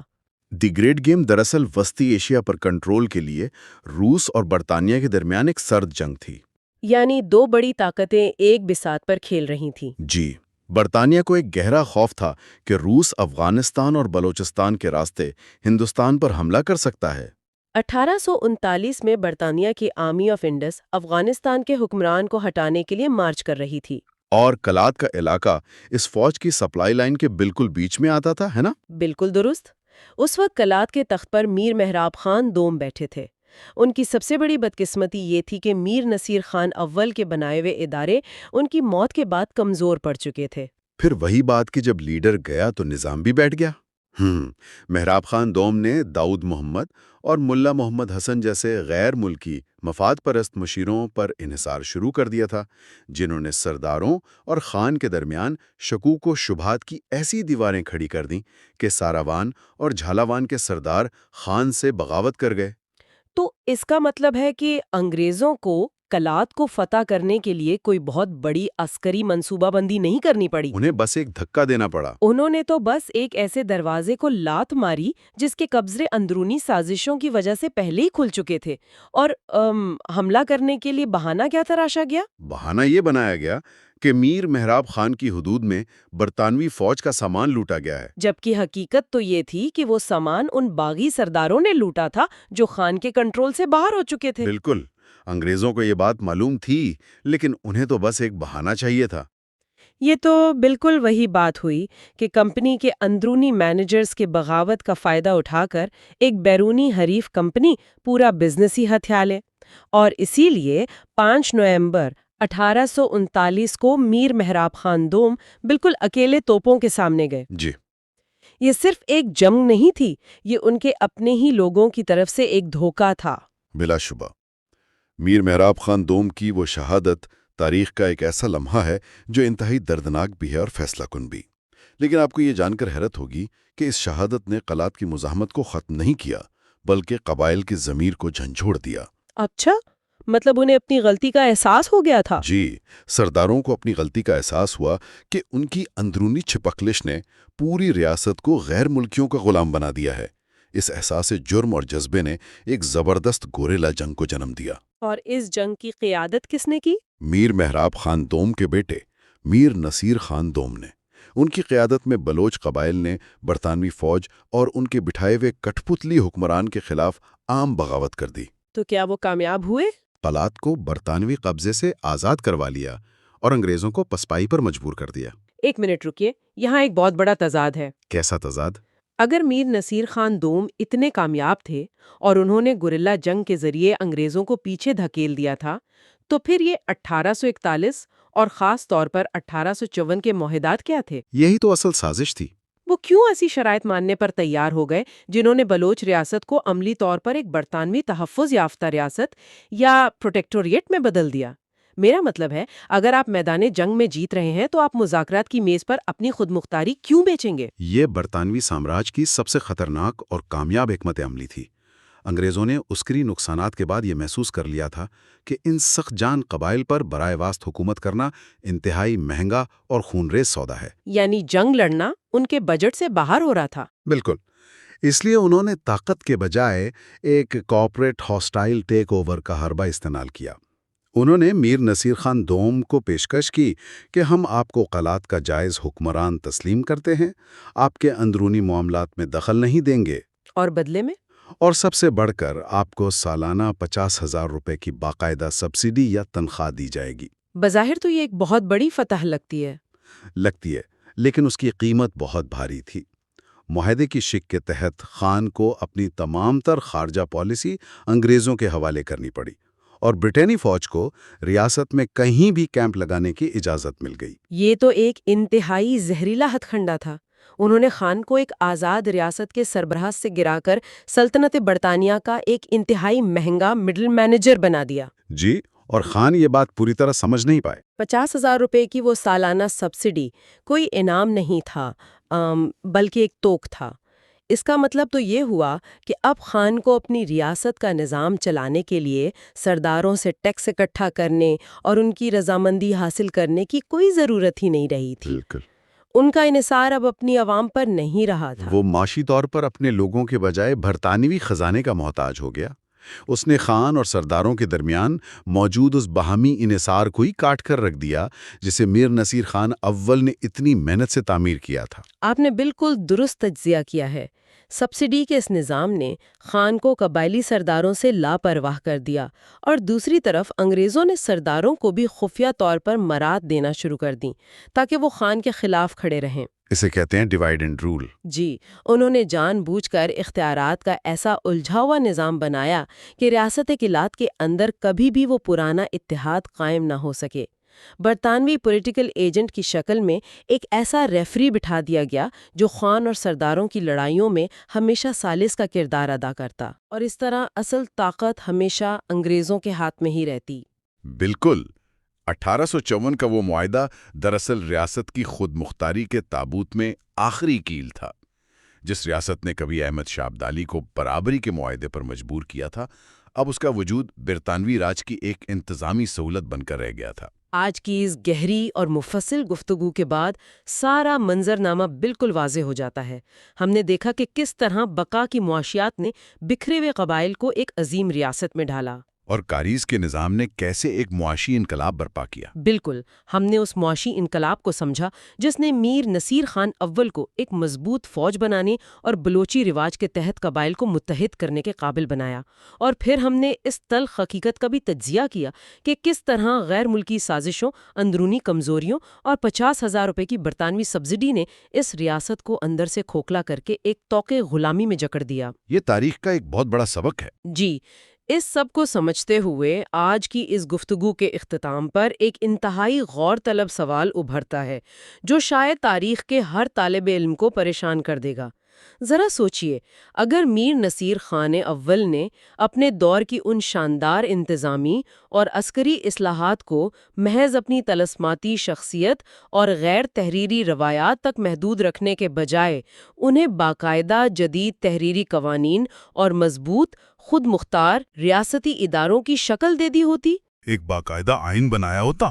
جی، اگر وہ ایسا نظام چھوڑ کر جاتے جو حکمرانوں کے بدلنے سے کمزور نہ پڑتا، تو کیا پھر بھی برطانوی سامراج کا وہ کارپوریٹ ہاسٹائل ٹیک اوور اتنا کامیاب ہو پاتا؟ کیا واقعی قبائل کی وہ عمارت اتنی کمزور تھی، یا پھر اس کی بنیادوں کو جوڑنے والا ادارہ جاتی مسئلہ ہی کچا تھا؟ یہ ایک ایسا سوال ہے جس پر واقعی غور کرنے کی ضرورت ہے۔ ہماری اگلی اور آخری کڑی یعنی پارٹ 4 میں ہم اسی کہانی کے آخری باب کی طرف بڑھیں گے اور بلوچستان کی تقسیم اور 1948 میں ریاست کے حتمی زوال پر مفصل گفتگو کریں گے۔ تب تک اس سوال پر ضرور غور کیجیے گا۔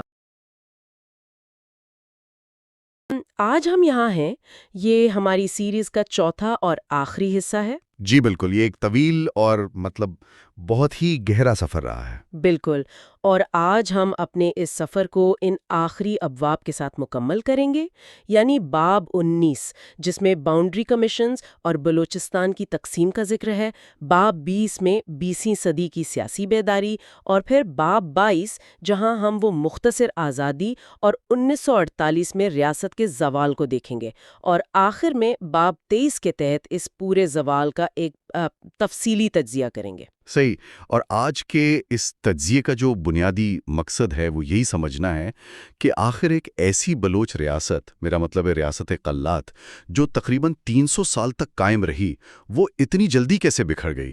ہم ان ذرائع کو کھنگالیں گے کہ کیا یہ صرف سامراجی طاقتوں کا کوئی جغرافیائی کھیل تھا یا اندرونی کمزوریاں بھی تھیں۔ بالکل یہی وہ معمہ ہے جسے آج ہم نے حل کرنا ہے۔ تو شروعات باب 19 سے کرتے ہیں، جہاں سے سرزمین کی باقاعدہ تقسیم شروع ہوئی۔ 19ویں صدی کا وہ دور جسے گریٹ گیم کہا جاتا ہے۔ تو میں یہ جاننا چاہ رہی تھی کہ روس اور برطانیہ کی اس رساکشی میں بلوچستان کا نقشہ کیسا کردار ادا کر رہا تھا؟ دیکھیے، اگر اس وقت کی عالمی سیاست کو ایک شطرنج کی بساط مان لیا جائے تو روس بڑی تیزی سے وسطی ایشیا کی طرف جنوب میں پھیل رہا تھا اور برطانیہ کو ہر صورت ہندوستان میں اپنے مفادات بچانے تھے، صحیح. یعنی انہیں روس سے خطرہ محسوس ہو رہا تھا۔ جی بالکل. تو برطانیہ کے لیے یہ بہت ضروری ہو گیا تھا کہ لندن اور ہندوستان کے درمیان جو معلومات کا تبادلہ ہے وہ تیز ترین ہو. اس مقصد کے لیے انہوں نے ایک انڈو یورپین ٹیلی گراف لائن بچھانے کا فیصلہ کیا. اچھا، صرف ایک ٹیلی گراف لائن کے لیے یہ سب ہوا؟ ہاں، یہ لائن کراچی سے بصرہ تک جانی تھی، مگر مسئلہ یہ تھا کہ اس تار کو بچھانے اور مقامی حملوں سے محفوظ رکھنے کے بہانے برطانوی سلطنت نے ان علاقوں کی سرحدوں کا نئے سرے سے تعین شروع کر دیا، ان علاقوں کا جن کا بظاہر اس تار سے کوئی تعلق بھی نہیں تھا. یہ تو ایک بہت ہی عجیب سی بات ہے۔ یہ تو بالکل ایسا ہے جیسے آپ کا گھر ایک بہت بڑی اور قیمتی زمین پر ہو اور دو طاقتور پڑوسی محض اپنے درمیان ایک محفوظ باڑ لگانے کے لیے، وہ بھی آپ کی رضامندی کے بغیر، آپ کے صحن کو آپس میں بانٹ لیں۔ بہت ہی زبردست تشبیہ ہے. بالکل ایسا ہی ہوا. سامراجی طاقتوں نے اپنے ان مفادات کو قانونی شکل دینے کے لیے باقاعدہ کمیشنز بنائے، جیسے 1870 اور 71 کے درمیان میجر جنرل گولڈ سمتھ کی سربراہی میں ایک کمیشن بنا. تو اس کمیشن نے کیا فیصلے کیے؟ مطلب زمین کی تقسیم کیسے ہوئی؟ اس نے جو لکیر کھینچی، جسے گولڈ سمتھ لائن کہتے ہیں، اس کے تحت ریاست کے بہت اہم علاقے، خاص طور پر مغربی مکران کا ایک بڑا حصہ فارس کو دے دیا گیا، یعنی آج کے ایران کو. واہ! اور مقامی لوگوں سے کوئی نہیں پوچھا گیا؟ بالکل نہیں. یہ ساری بندر بانٹ لندن اور تہران کے ڈرائنگ رومز میں ہو رہی تھی. پھر اس کے بعد سیستان آربیٹریشن کمیشن آیا، جس نے مزید بلوچ علاقے ایران اور افغانستان میں بانٹ دیے. یہ تو جغرافیائی طور پر ایک بہت بڑا المیہ تھا۔ میں پڑھ رہی تھی کہ اس کے بعد 1896 میں ڈیورنڈ لائن اور میک موہن لائن بھی کھینچی گئیں۔ جی، اور اس کا سب سے بڑا نقصان یہ ہوا کہ ایک ہی قبیلے اور ایک ہی خاندان کے لوگ مستقل طور پر مختلف ملکوں کی سرحدوں میں بٹ گئے. یہ ایک بہت تکلیف دہ عمل تھا. لیکن یہاں میرے ذہن میں ایک سوال ابھر رہا ہے۔ خان آف قلات جو اس پوری ریاست کے حکمران تھے اور ان کے جو اتنے مشہور جنگجو قبائل تھے، کیا انہوں نے کوئی مؤثر مزاحمت نہیں کی؟ یہ سب اتنی آسانی سے کیسے ہونے دیا؟ مزاحمت بالکل ہوئی تھی. مطلب قبائلیوں نے اسے خاموشی سے تسلیم نہیں کیا تھا. ذرائع میں واضح لکھا ہے کہ انہوں نے ان ٹیلی گراف لائنوں کے کھمبے اکھاڑے، تاریں کاٹیں اور کیمپوں پر حملے بھی کیے ہیں. تو پھر یہ مزاحمت کامیاب کیوں نہیں ہو سکی؟ المیہ یہ تھا کہ خان آف قلات اس وقت تک اتنے کمزور ہو چکے تھے کہ وہ عملی طور پر صرف ایک برطانوی ایجنٹ کے ماتحت تھے. ان کے پاس کوئی جدید یا منظم فوج نہیں تھی. اچھا، یعنی قبائلی سردار اپنی اپنی سطح پر اکیلے لڑ رہے تھے۔ بالکل، ان میں کوئی مرکزی ہم آہنگی نہیں تھی. اور دوسری طرف برطانیہ اور فارس کی جدید افواج تھیں، تو ظاہر ہے جدید ہتھیاروں کے سامنے وہ روایتی تلواروں اور بندوقوں والی مزاحمت زیادہ دیر نہیں ٹک سکی. یہ بہت ہی تلخ حقیقت ہے۔ اور یہاں سے باب 20 کے مطابق تاریخ ایک نیا موڑ لیتی ہے۔ جب بندوقیں ناکام ہو گئیں تو عام طور پر ہم دیکھتے ہیں کہ قومیں ٹوٹ جاتی ہیں، لیکن یہاں ایسا لگتا ہے کہ پڑھے لکھے بلوچ نوجوانوں نے ایک نیا راستہ نکالا۔ کیا ہم اس سیاسی بیداری کے بارے میں بات کر سکتے ہیں؟ ضرور. یہ ان کی بقا کا ایک شاندار ارتقائی مرحلہ تھا. 20ویں صدی کی شروعات میں جب ان نوجوانوں کو سمجھ آ گیا کہ مسلح لڑائی سے کام نہیں چلے گا، تو انہوں نے ہتھیار کی جگہ سیاست کو چن لیا. تو اس سیاسی تحریک کی قیادت کون کر رہا تھا؟ اس میں میر یوسف مگسی اور میر عبدالعزیز کرد جیسے نوجوان آگے آئے. انہوں نے عالمی سیاست کو پڑھا، اسے سمجھا اور خفیہ تنظیمیں بنانا شروع کیں. سب سے پہلے انجمن اتحاد بلوچ و بلوچستان بنائی. واہ! یعنی وہ سمجھ گئے تھے کہ اب سامراج سے ان کے اپنے کھیل کے اصولوں پر لڑنا ہوگا، مطلب آئین، قانون اور پریس کے ذریعے۔ جی بالکل. اور 1932 میں جیکوب آباد کے مقام پر انہوں نے آل انڈیا بلوچ کانفرنس کا انعقاد کیا. اس سے پہلی بار پورے ہندوستان کے پریس کی توجہ ان کے مسائل کی طرف گئی. لیکن پھر وہ ایک بہت ہی المناک سانحہ آ گیا نا، 1935 کا کوئٹہ زلزلہ۔ اس نے تو شاید پوری تحریک کو ہلا کے رکھ دیا۔ وہ زلزلہ واقعی برصغیر کے بدترین صحنات میں سے ایک تھا.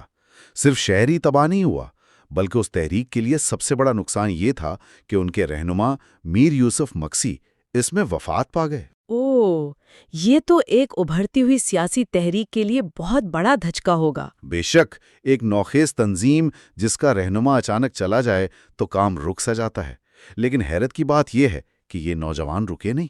جی، میں ذرائع میں دیکھ رہی تھی کہ صرف 2 سال بعد 1937 میں انہوں نے قلات اسٹیٹ نیشنل پارٹی بنا لی، جسے KSNP کہا گیا۔ بالکل، اور اس پارٹی کا مقصد صرف انگریزوں کو نکالنا نہیں تھا، وہ بیک وقت 2 محاذوں پہ لڑ رہے تھے۔ میں تو اسے ایک جدید سٹارٹ اپ کی طرح دیکھتی ہوں، مطلب ایک ایسا سٹارٹ اپ جو برطانوی راج جیسی بڑی اجارہ داری کو تو چیلنج کر ہی رہا تھا، لیکن ساتھ ہی اپنے معاشرے کے صدیوں پرانے جابرانہ سرداری نظام سے بھی ٹکرا رہا تھا۔ کیا ایسا ہی تھا؟ آپ نے بالکل درست تشبیہ دی ہے، یہ ان کا سب سے بڑا کارنامہ تھا۔ انہوں نے عوام کو یہ بتایا کہ ان کی پسماندگی کی وجہ صرف غیر ملکی نہیں ہے، بلکہ یہ مقامی سردار بھی ہیں جو انگریزوں کے وفادار بن کر ان کا استحصال کر رہے ہیں۔ تو پھر سرداروں کا کیا رد عمل تھا؟ وہ تو یقیناً غصے میں آئے ہوں گے۔ بالکل، سردار اور برطانیہ انتظامیہ جو ویسے آپس میں حریف بھی ہو سکتے تھے، وہ اس پارٹی کے خلاف ایک ہو گئے۔ انہوں نے KSNP پر پابندیاں لگائیں، جلسوں پر حملے کیے، رہنماؤں کو شہر بدر کیا۔ لیکن ان کا پیغام تو عوام تک پہنچ چکا تھا نا؟ جی، شور کو وہ دبا نہیں سکے، اور یہی وہ شور تھا جس نے 1947 میں جا کر اپنا کردار ادا کیا۔ اور اب ہم اسی مرحلے یعنی باب 22 کی طرف آتے ہیں۔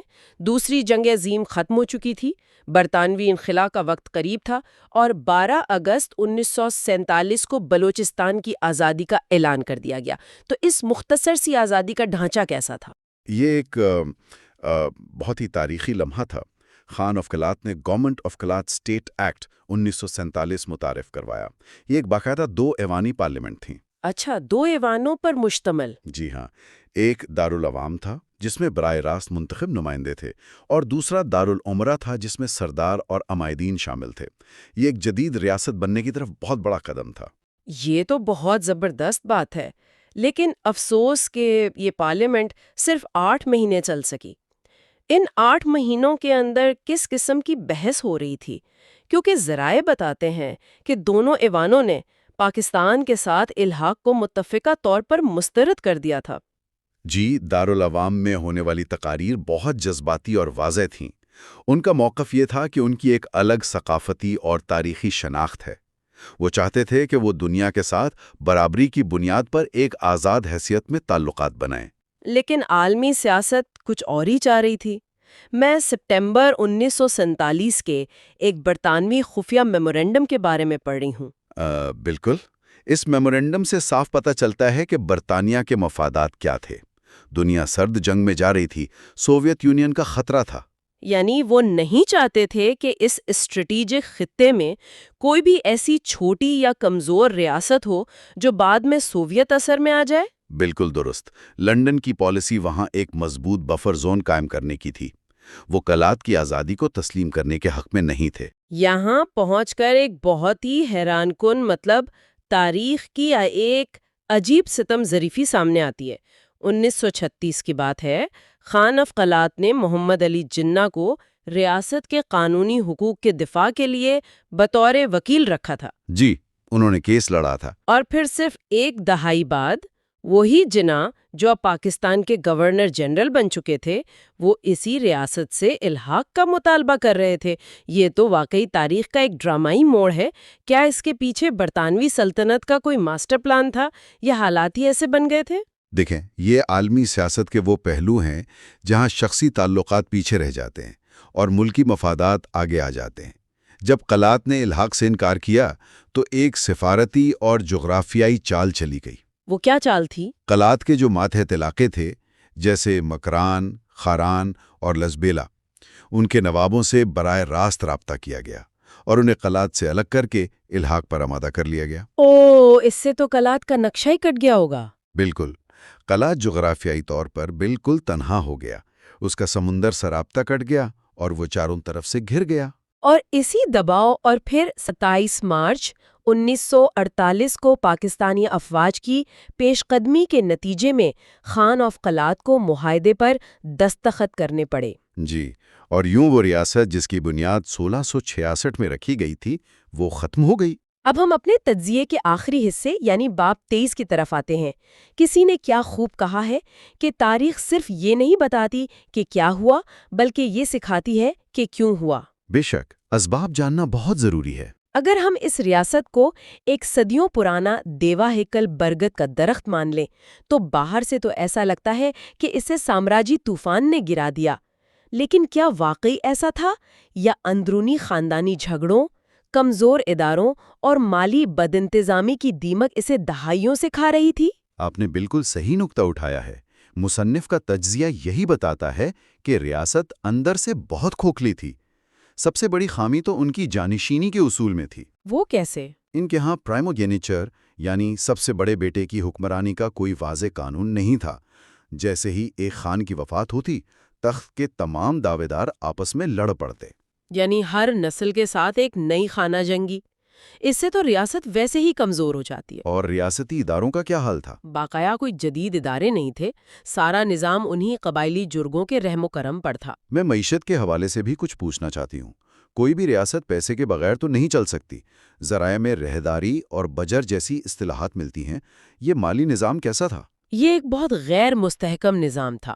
رہداری تو محض ایک ٹرانزٹ فیس تھی جو وہاں سے گزرنے والے قافلوں سے لی جاتی تھی، اور بجر دراصل قبائلی سرداروں کی طرف سے ملنے والا چندہ یا تحفہ تھا۔ اچھا، یعنی کوئی باقاعدہ ٹیکس کا نظام نہیں تھا جس سے خزانہ بھرتا؟ بالکل نہیں تھا، اور جب قبائلی سردار خان سے ناراض ہوتے تو وہ بجر دینے سے انکار کر دیتے، اور چونکہ خان کے پاس کوئی بڑی مستقل فوج نہیں تھی تو وہ انہیں مجبور بھی نہیں کر سکتے تھے۔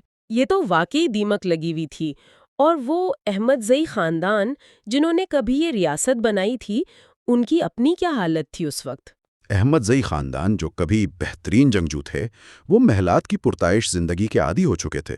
ان کے اندر سے وہ قبائلی عصبیت اور جنگی مہارت ختم ہو چکی تھی۔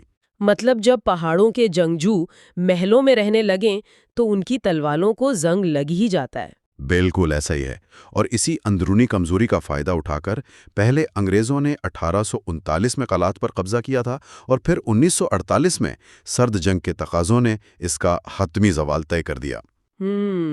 اس سارے سفر کو دیکھنے کے بعد باب 23 کے آخر میں مصنف ایک بڑا گہرا کینوس پیش کرتے ہیں، خاص طور پر ان قبائل کی ہجرت کی بات کرتے ہیں جو کیسپین کے علاقے بلاشکان سے شروع ہوئی۔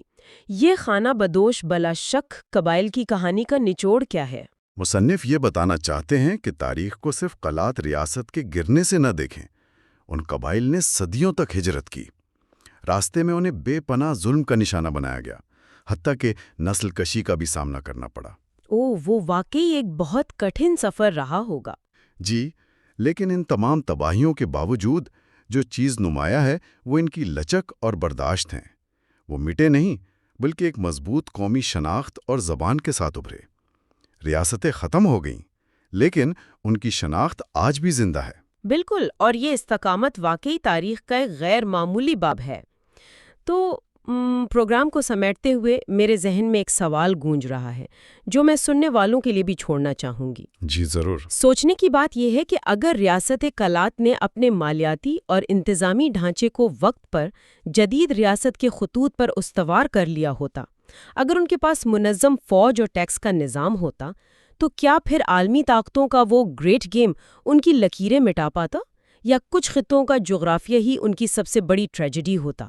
یہ واقعی ایک بہت فکر انگیز سوال ہے۔ جی بالکل، اور اسی سوال کے ساتھ ہماری اس کتاب اور سیریز کے تفصیلی جائزے کا اختتام ہوتا ہے۔